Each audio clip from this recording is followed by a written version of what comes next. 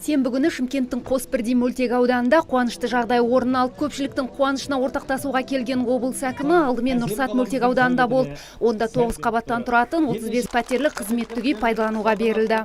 Негізгі жоспарым, ойым, әрбір азаматтың пәтері болсын, үйі болсын. Әрбір сол үйде газ, су болсын.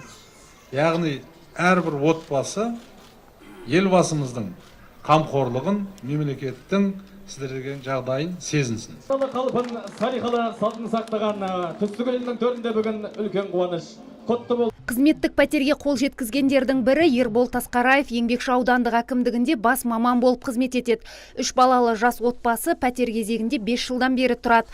Әкімдік тарапынан 3 бөлмелі пәтерге ие болған Тасқараевтар жеке үй сатып алғанша осында тұрады.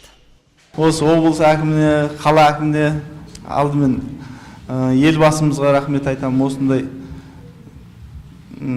қол жетімді тұрғын үй бағдарламаларын шығарған. Бұға дейін пәтерде тұрамыз.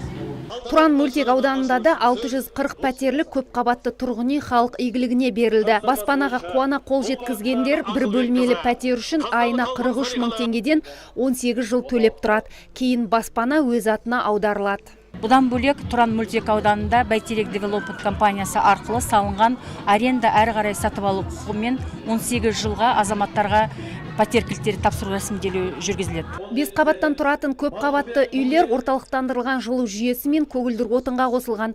Мұндағы пәтерлерде бюджеттік қызметкерлерге табысталып отыр. Медицина саласында дәрігерлер Садықұлова Гүлнұр Хасенқызы бөлінді.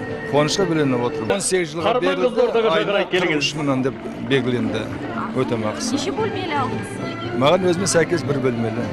Өңірде берілетін пәтерлер саны жыл сайын өсуде. Өткен жылы 46 мың шаршы метр табысталса, биыл 550 мың шаршы метр пәтер беру жоспарланған. Жыл соңына дейін 6 мың пәтердің кілті өз иесін табатын болады. Жансейіт Түймебаев қоныс тойын тойлаушыларды құттықтап, пәтерлерді аралап шықты.